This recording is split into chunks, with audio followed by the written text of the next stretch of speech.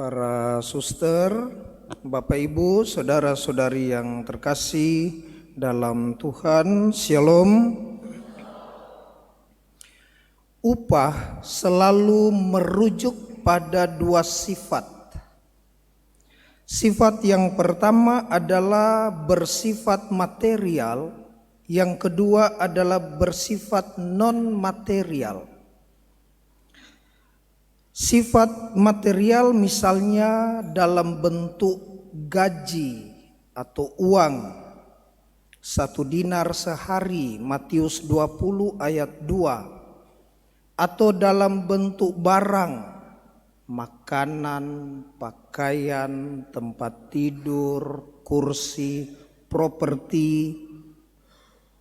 Seorang pekerja layak mendapat upah, Lukas 10 ayat 7. Bersifat non-material, misalnya kebahagiaan abadi. Besarlah upahmu di sorga, Matius 5 ayat 12. Tapi juga non-material yang lain adalah penderitaan kekal. Upah dosa ialah maut, Roma 6 ayat 23. Dalam bacaan pertama, ketika Nabi Elisa pergi ke Sunem, dia diundang oleh seorang perempuan kaya untuk makan di rumahnya. Dan hal ini terjadi berulang kali ketika Nabi Elisa mengadakan perjalanan, ia pasti singgah makan di rumah perempuan Sunem itu. Dan pada satu kali wanita itu bilang kepada suaminya yang sudah tua, rasa-rasanya dia ini abdi Tuhan. Maka baiklah kita bangun kepadanya sebuah kamar di bagian atas berdinding batu, taruh kursi, tempat tidur, taruh meja, supaya kalau dia datang dia bermalam ada tempatnya.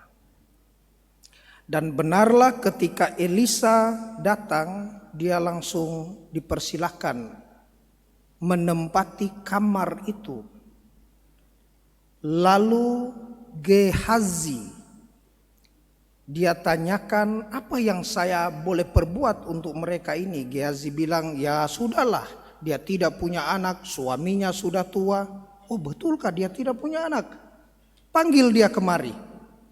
Ketika perempuan itu tepat di depan pintu, lalu Nabi Elisa bilang, tahun depan pada waktu seperti ini engkau akan menggendong seorang anak laki-laki. Saudara-saudari yang terkasih, baik Elisa mendapatkan apa yang namanya upah seorang nabi, pun perempuan ini mendapatkan upah dari sorga melalui Nabi Elisa.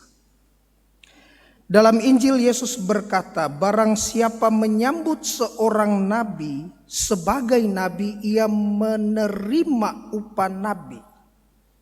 Barang siapa menyambut orang benar sebagai orang benar, ia akan menerima upah orang benar.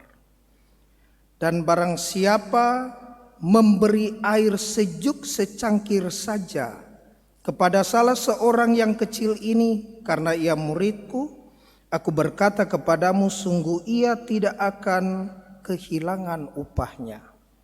Saudara-saudariku yang terkasih dalam Tuhan, Yesus tidak sedang mengajar mentalitas do ut des, kasih supaya terima, lalu orang bilang terima kasih,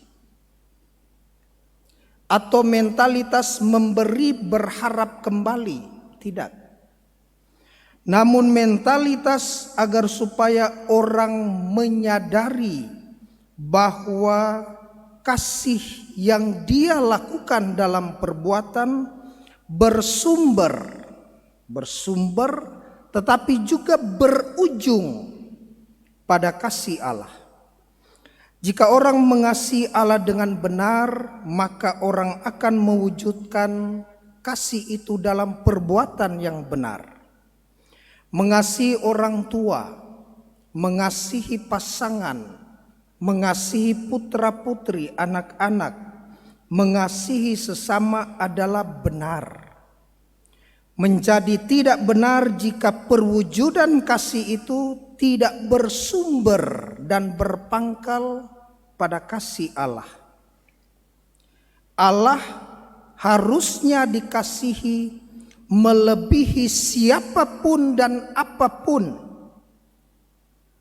Allah harusnya dikasihi melebihi siapapun, relasi manusiawi, dan apapun benda duniawi. Supaya apa? Supaya barang siapa yang mengasihi aku, barang siapa mengasihi bapak ibunya, mengasihi aku melebihi bapak ibunya, bukan sebaliknya, mengasihi bapak ibunya melebihi aku. Barang siapa mempertahankan nyawanya, ia akan kehilangan. Tetapi barang siapa kehilangan nyawanya oleh karena aku, ia akan memperolehnya kembali.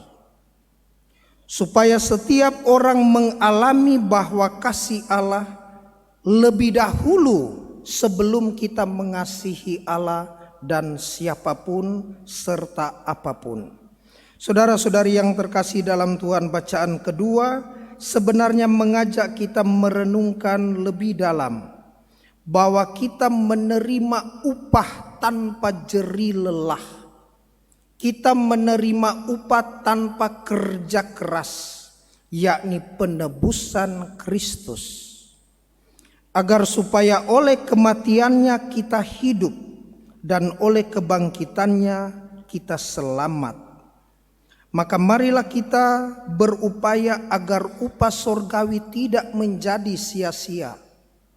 Ketika kita mulai menghitung-hitung apa yang sudah kita upayakan, bahwa mengasihi itu pasti selalu ada di dalam kapasitas dan porsi masing-masing sesuai dengan komitmen mengasihi kita pribadi lepas pribadi. Ada orang yang sayang suaminya, kalau suaminya sayang. Ada orang yang sayang anaknya, kalau anaknya berbakti. Ada orang yang sayang orang tuanya, kalau orang tuanya tidak rewel, macam-macam, bilang ini, maunya itu, disuruh duduk istirahat, maunya berdiri dan berlari, macam-macam dibuat. Sehingga kita bisa menakar kasih kita kepada orang lain di dalam perbuatan apakah memuat unsur ketulusan dan keikhlasan. Ketika kita mengasihi orang dengan tulus, maka pasti di ujung perbuatan selalu ada keikhlasan. Bapak Ibu harus meyakini dengan benar, setiap perbuatan yang dilakukan dalam ketulusan tidak akan ada di ujung perbuatan terungkit dan terungkap. Saya senang dengan kata-kata ini, perenungan ini. Kalau kita melakukan sesuatu, ketulusan itu beriring bersama perbuatan. Saya bikin merangkai bunga dengan tulus, pasti di ujungnya ada ikhlas.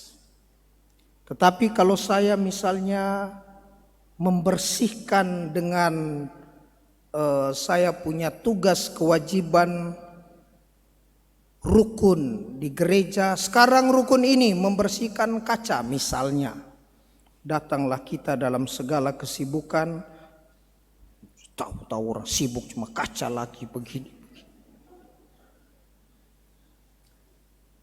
Kendati selesai pekerjaan, karena di dalam perbuatan tidak ada muatan tulus, maka begitu di luar 3 hari kemudian bilang, itu siapa yang bersihkan kaca itu, bagus sekali bersihnya luar biasa.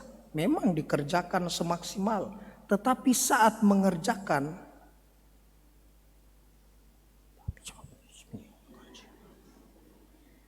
maka di ujung dari perbuatan itu pasti terungkap dan terungkit. Kalau bukan saya itu tidak akan kinclong. Bayangkan nyamuk saja dia tabrak itu kaca.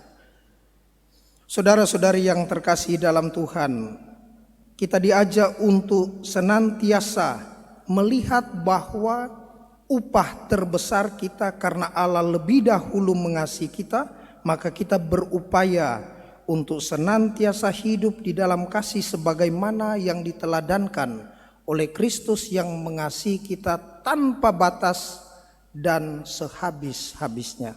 Semoga demikian.